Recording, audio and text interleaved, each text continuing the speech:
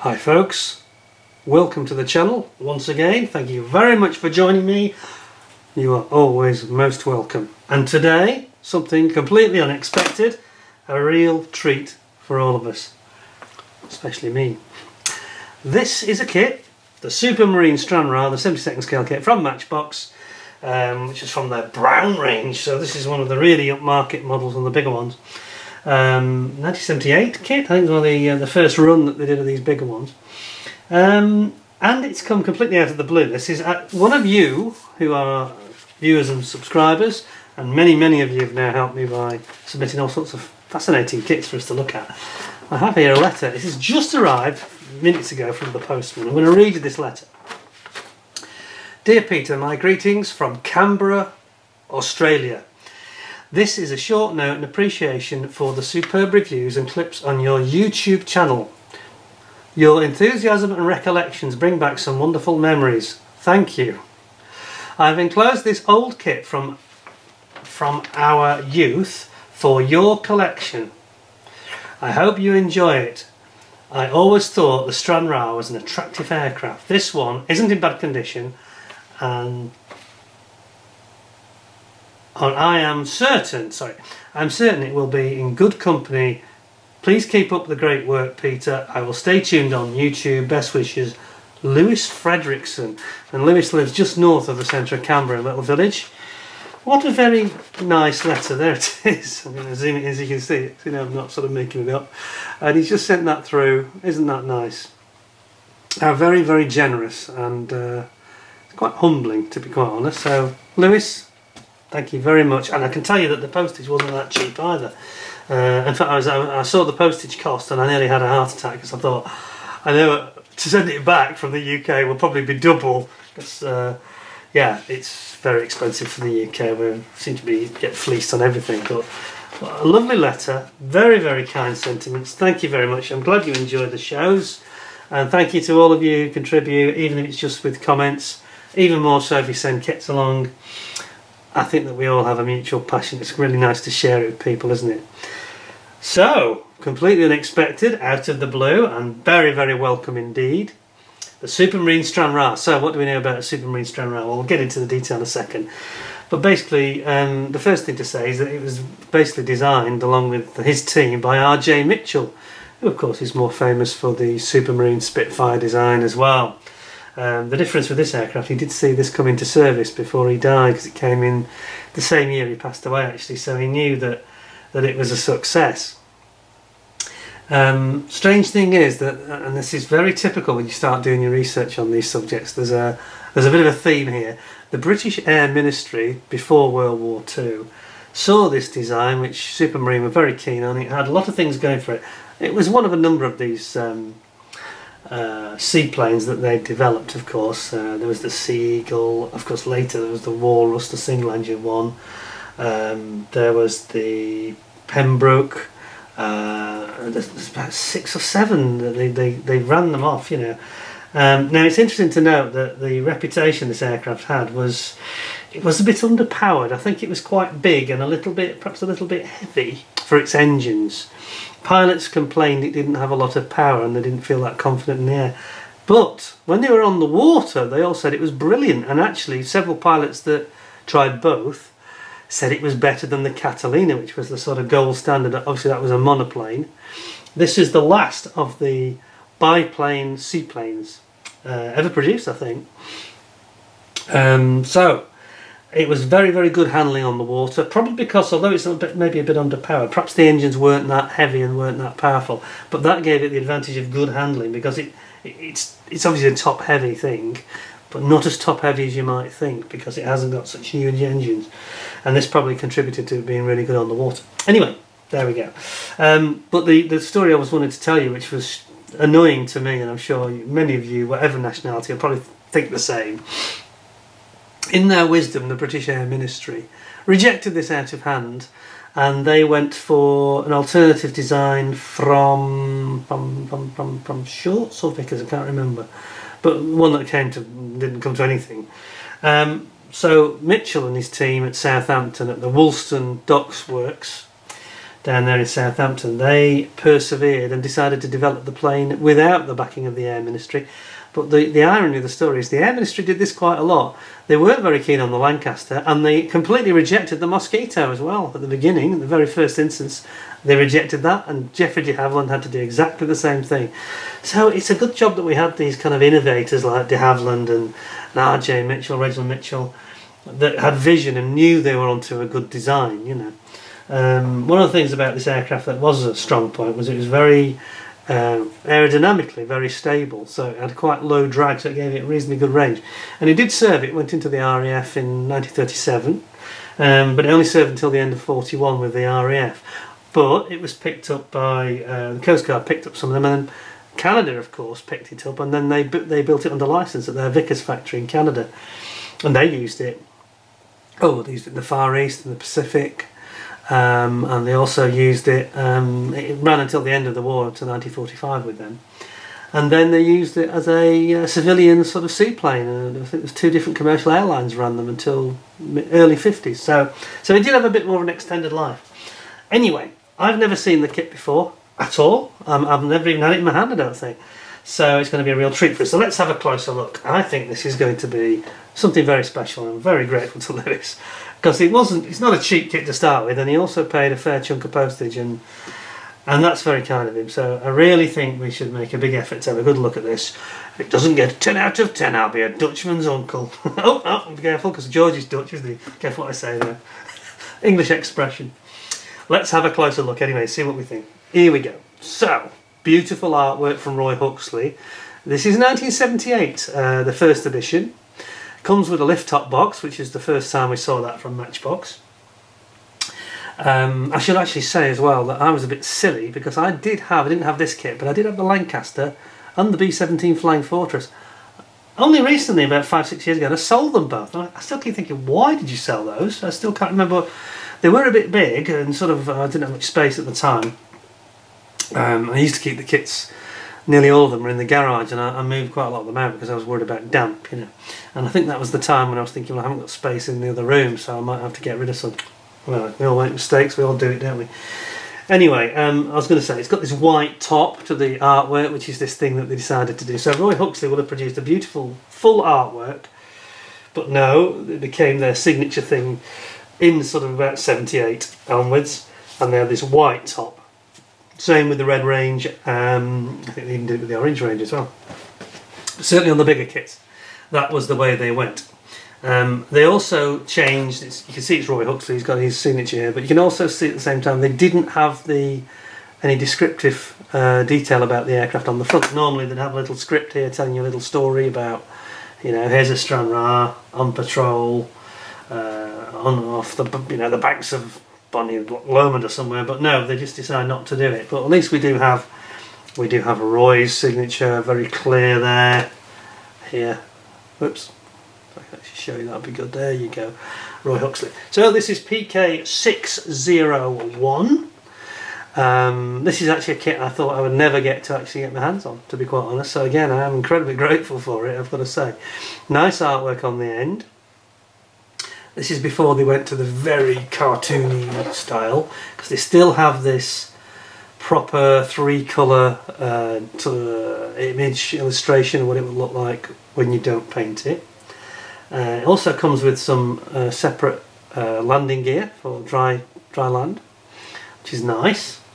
And there you go, 1978 products, Lesney Corporation, Company Limited I should say. Printed and made in England. You don't see that anymore. And then on the side we've got some really good art. Instead of doing it on the back like they used to do with the smaller kits, here we've got it on the side instead. So what have we got? Number 240 Squadron, based at Stranraer, appropriately, in Scotland. July 1940.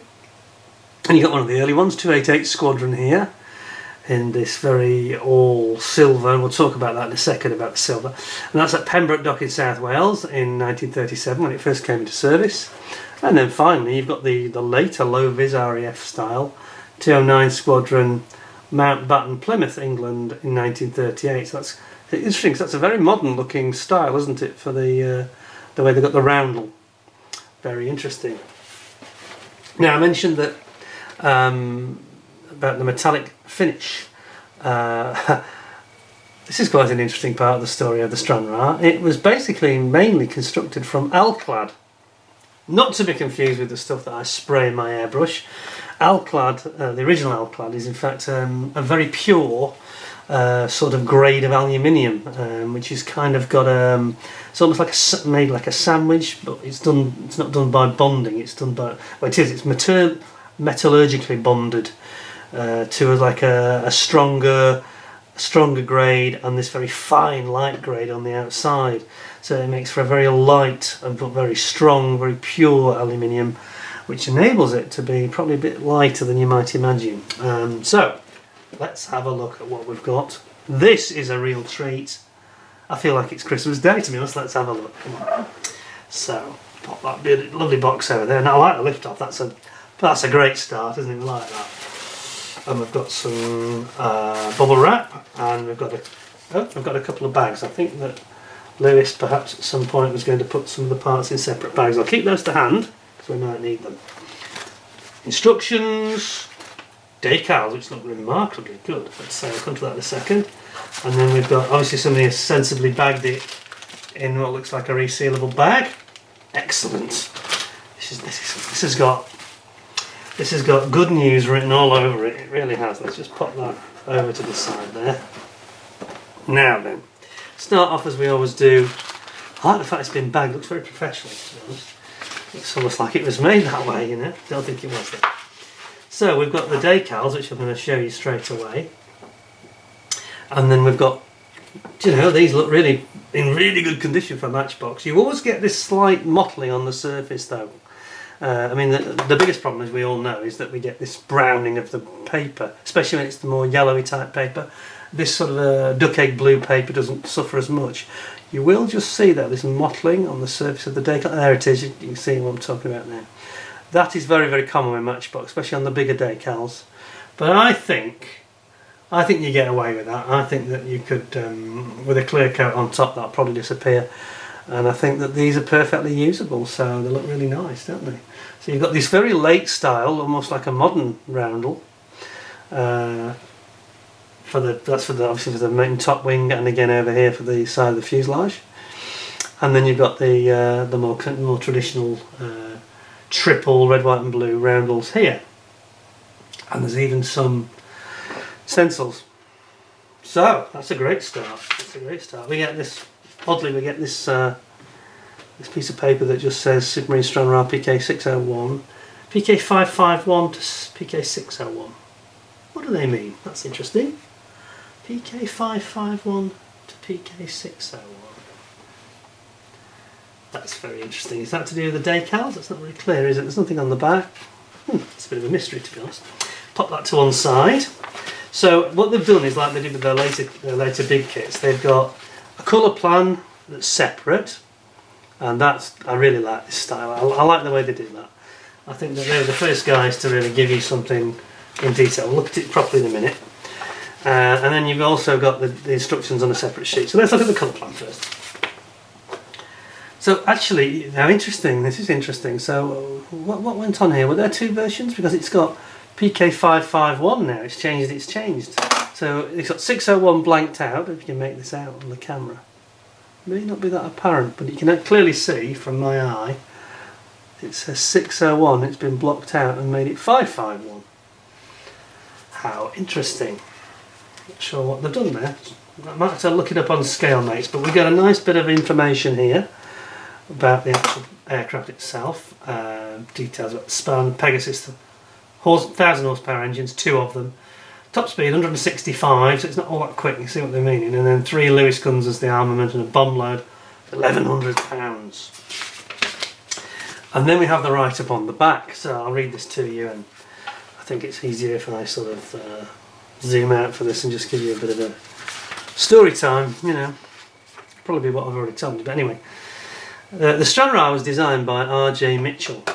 It was one of a long series of reconnaissance flying boats built by Supermarine for the Royal Air Force. It entered service in 1936. The experience gained by Supermarine with the Southampton Forerunner and the Scapa patrol boats was put to good use in this development of the new Stranraer. which included many improvements, particularly the all-metal structure, alclad. The Stranraer proved to be an effective addition to the RAF at the time, and many were built in Canada using American engines. Okay, I didn't know that. However, by the beginning of World War II, they'd been mainly replaced operationally. Of course, we had the Sunderland flying boat came in mid-war, so that became the main standard because it was big. However, they continued until 1942. Many examples, in fact, of this excellent and graceful aircraft were still being flown long after the end of the war. 1951, I think it was. Okay, so move that aside because that was fairly brief. Which way? That way. I'm trying to decide how they want you to look at it. It's not all overly clear. Right. Yes, we know because there's a little bit of writing just down at the bottom. So this is showing you the colour call out for the Mountbatten Plymouth England scheme, which is in the silver, September 1939. Then on the inside we've got the other two schemes, and we've got the Stranraer in Scotland one here, which looks very nice, and then we've got the other one, which again with the silver. In fact, I'm wrong because that last one, sorry, this one, Mountbatten Plymouth, that is actually in the pale blue, like a naval scheme, which is very interesting because they've done, yeah, they've done it. It's not obvious to the eye because they haven't put it in colour, unfortunately. This would have benefited from being truly a colour sheet, but anyway, this is the one that's in the bare alclad finish, and you've got all your colours, and it shows your various stencils as well. No walk items. You can see the twin Lewis guns at the back. So yeah, so it's got a little turret on the top in the middle, and then there's a turret at the back as well. So you've got two gunners. No, there's one at the front as well. On some versions, yes, this version's got three. Okay, there's different variants from the look of it here. Gunner, gunner, gunner, which is quite a good layout. And then the other one has just got a gunner in the middle and the back only. Okay, so let us zoom back slightly and have a quick look at these instructions. So they're starting with the small parts call out guide, the colour plan for the small parts, which I think they always do really well. But it's not in colour. This is 1978 when they started to drop using colour on the instructions as well. Bit of a shame, but anyway, it is of its time, and this is the way they were doing it. And then you've got your undercarriage, which is sort of a removable undercarriage, obviously, because it's a flying boat. And this is like a trestle for the rear of the boat tail.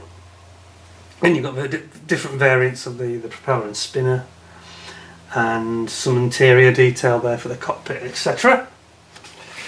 And then we have got, big isn't it? We have got the main instructions. So I'll very carefully fold this, but I've got to say this is in beautiful condition. Even the instructions are like new, to be honest. Wow. So got our pilot going in there with a very strange looking yoke indeed. Then we've got a pilot, no co-pilot. Okay. Pilot and three gunners, it looks like to me. I guess one of them acts as a navigator and probably a bomb aimer and that sort of stuff. So you've got these like little bulkheads going in here into the fuselage, and then you're building in all your little windows. Here we've got rather rudimentary looking wings. It's a shame they couldn't, at this size, they couldn't have put some ailerons, posable ailerons, but never mind.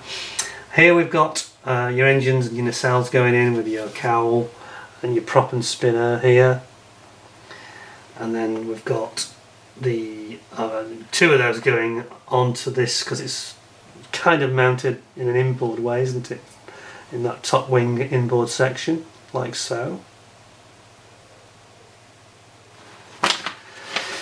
And then we're building up the lower wing, because it's a biplane, remember.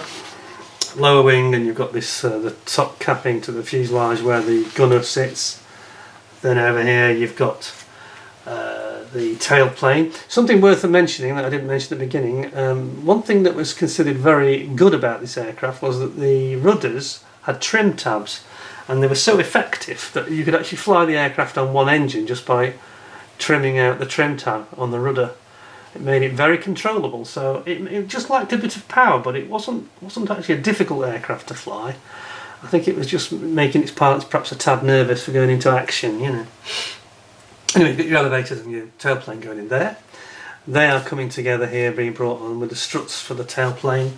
Your inboard twin engines are going in here, and then you've got these big cabane struts that are going to be mounted on the top.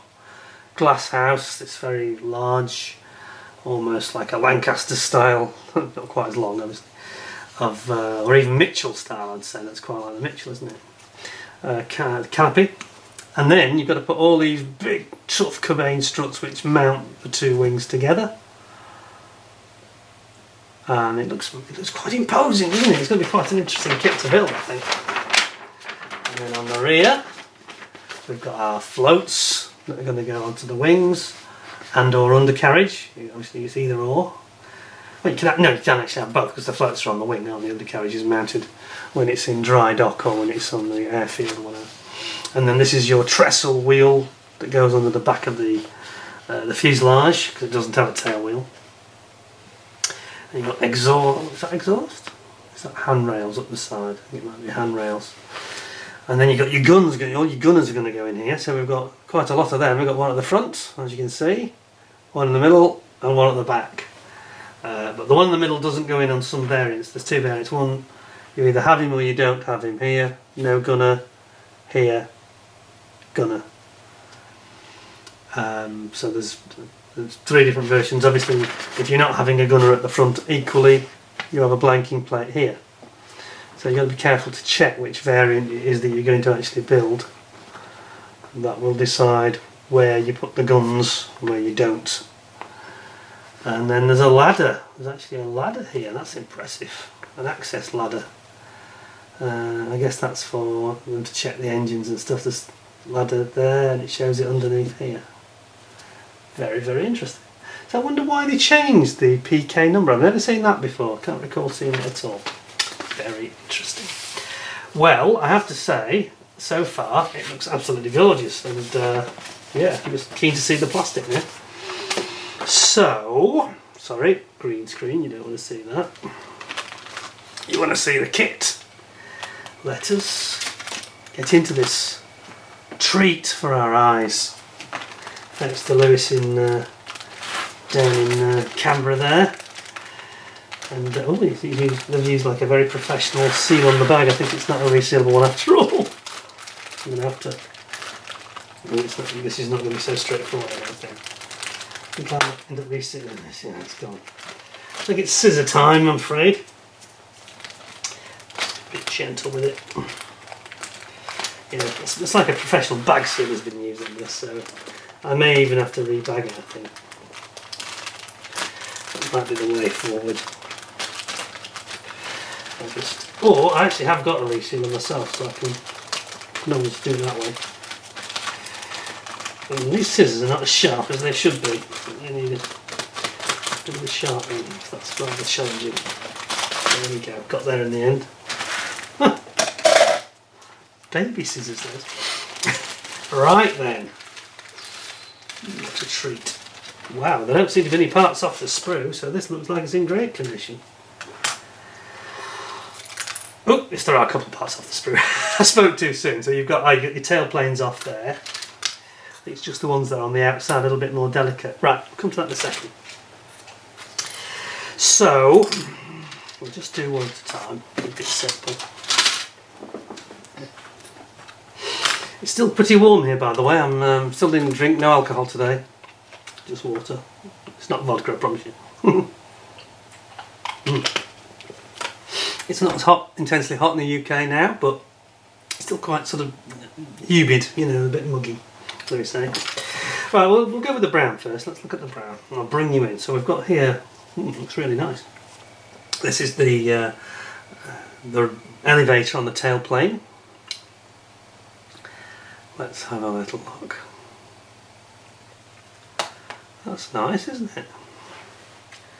Done that really well. So obviously you can pose that. That's what I was saying. It's a shame that they didn't do the same with ailerons, which they don't seem to have bothered with. A shame. And here we've got what looks like the other side of it. Is that one of the rudders? Oh, yeah. Sorry, this is just the underside of the same. So it goes like so. So let's see what the fit's like. Yep, nice fit there. Look, it doesn't seem to have a lot of locating pins there, strangely. Just one. Okay. Unusual. Usually have a couple, but anyway, it goes in nicely. Yep, that'll go together fine. Then over here we've got this piece that's the forms the basis of the cockpit area. Then, to zoom you out now, big sprue. So this is all your struts here for the wings. Lots of them, as you can see. Really big ones that go where the engines are, because obviously they've got a lot of load to bear there.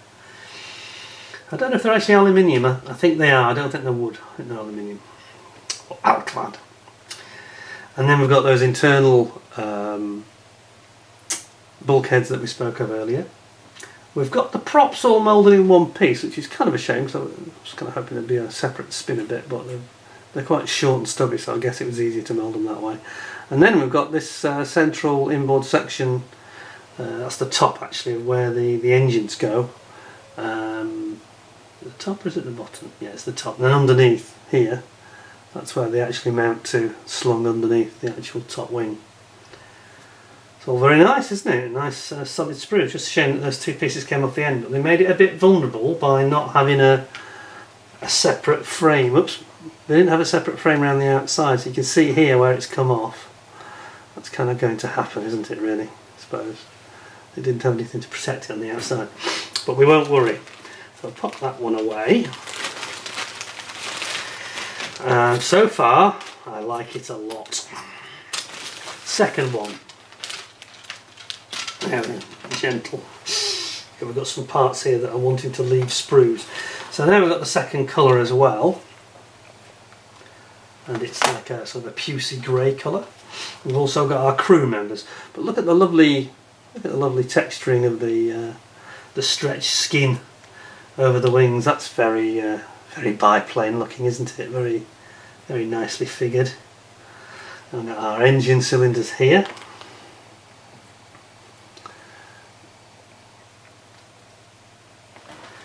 And seat for the pilot here. And we've got the Vickers guns, aforementioned Vickers over here.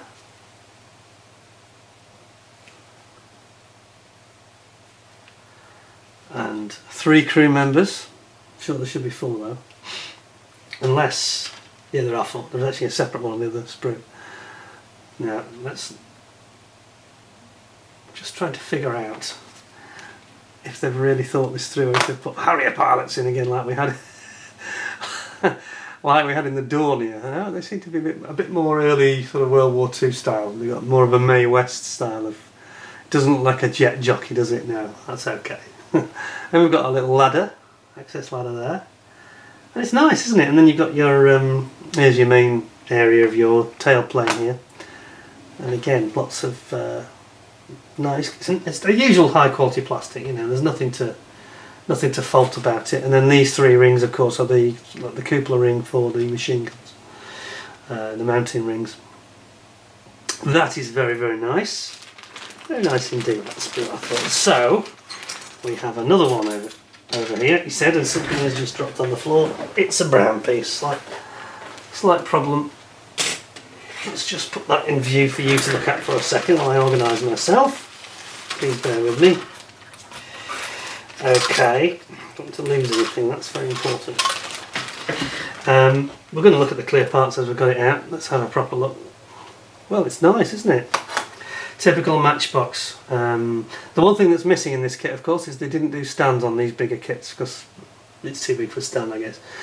I don't think even their stand was strong enough to take the weight of the kit, so they dropped them. So we've got lots of windows here though for the sides, and here too.